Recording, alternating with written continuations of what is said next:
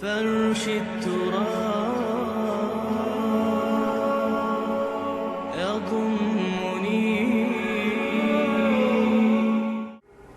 اعلان بالفور 1917 یہودی آباد ہونے شروع ہو گئے، اور اصل میں اسی کے لیے خلافت کو منسوخ کرایا گیا۔ سلطان عبد الحمید، اگرچہ یہ ترکی خلافت جو ہے مرد بیمار کمزور، پھر بھی وہ مسلمانوں والا جذبہ اتنا تھا، انہیں بڑی سے بڑی رشوت پیش کی گئی تھی۔ ظاہر بات ہے یہودیوں سے بڑھ کر رشوت دینے والا کون ہو سکتا، جن کے ہاں ایسے بینکر ہوں جو 40 بلین ڈالر کا ایک چیک لکھ سکیں۔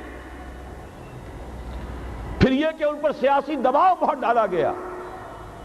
انہوں نے جب تک خلافت عثمانیہ برقرار رہی، یہودیوں کو فلسطین میں آباد ہونے کی اجازت نہیں دی، کہ جو معاہدہ کیا تھا حضرت عمر نے رضی اللہ تعالی عنہ، خلیفہ ثانی نے، خلیفہ راشد نے، ہم اس کے پابند ہیں، اور ہم یہاں یہودیوں کو آباد ہونے کی اجازت نہیں دیں۔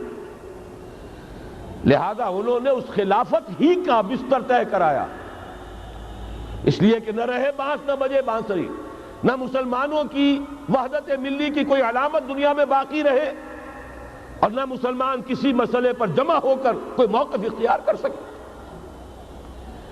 اعلان بالفور کے نتیجے میں آباد کاری شروع ہوئی۔ 1948 میں اسرائیل قائم ہو گیا، معجزہ ہو گیا۔ 1967 میں اس کی توسیع ہو گئی۔ اس میں ایک بات اور بھی عرض کر دوں، یہ سارا کس طور سے ہوا ہے کام؟ آپ نے زائنزم کا نام تو سنا ہے، صہیونی تحریک۔ خود اس کا جو بابا آدم تھا، آرڈر آف الومیناٹی، 1776 یکم مئی یہ نظام قائم کیا وائساپ نے، اور اس نظام کے تحت فری میسنری اور lodges of the great Orient قائم کیے گئے۔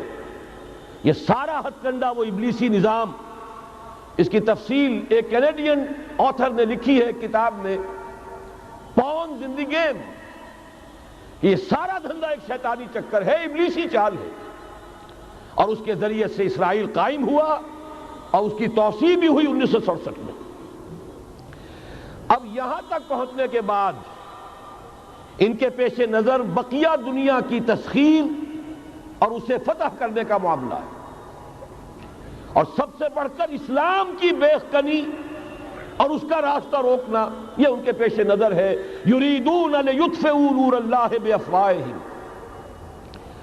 صورت اس وقت کیا ہے؟ یورپ اور امریکہ سے آپ مشرق کی طرف آئیے، پہلے عالم عرب ہے، عرب مسلم ورلڈ۔ مجھے یہ کہتے ہوئے سخت دکھ ہو رہا ہے، پورا عالم عرب وہ فتح کر چکے، وہ عرب ممالک کے جو اسرائیل کے ساتھ کسی میز پر بیٹھ کر گفتگو کرنے کو تیار نہیں تھے۔ آپ دیکھ رہے ہیں کہ لائن لگ گئی۔ کبھی صرف انور سادات نے ریکگنائز کیا تھا، پوری دنیا میں شور مچا تھا، اس پر لعنت ملامت ہوئی تھی۔ اب تو ایک ایک کر کے، وہ شاہ حسن ہو چاہے شاہ حسین ہو، اب تو وہاں سے ویزے ختم ہو رہے ہیں۔ سعودی عرب اور امارات، انہوں نے جو کچھ کاروباری بندشیں لگائی ہوئی تھی وہ ختم کر دی گئی، ان میں نرمی پیدا کر دی گئی۔ یہ صورتحال ہے کہ واقعتاً ان کی جو عالمی تسخیر کا پروگرام ہے وہ آگے بڑھ رہا ہے، اور بدقسمتی سے امت مسلمہ کا جو قلب ہے، اس امت کا قلب امیین پر مشتمل ہے۔ هو الذی بعث فی الامیین رسولا منہم یتلو علیہم آیاتہ ویزکیہم الی آخر الآیہ۔ حضور بھی امی تھے، انہی میں سے تھے صلی اللہ علیہ وسلم۔ لیکن آج وہ قلب جو ہے عالم اسلام کا، وہ یہودیوں کے شکنجے میں کسا جا چکا ہے۔ اکثر وہاں کے جو حکمران ہیں، امریکہ کے ایجنٹ ہیں، سٹوجز۔ یہ حالات جہاں تک عالم عرب کا تعلق ہے، تلخ حقائق ہیں جو بیان کر رہا ہوں، اس لیے کہ آپ کے سامنے رہنا چاہیے۔ یہ جو اقبال نے کہا کہ دنیا کو ہے پھر مار گئے روح و بدن پیش، ابلیس نے پھر اپنے درندوں کو ابھارا، اللہ کو پامردی مومن پہ بھروسہ، ابلیس کو یورپ کی مشینوں کا سہارا، یہ دوبارہ ایک بہت بڑے پیمانے پر حق و باطل کا گھمسان کا رنگ پڑنے والا ہے۔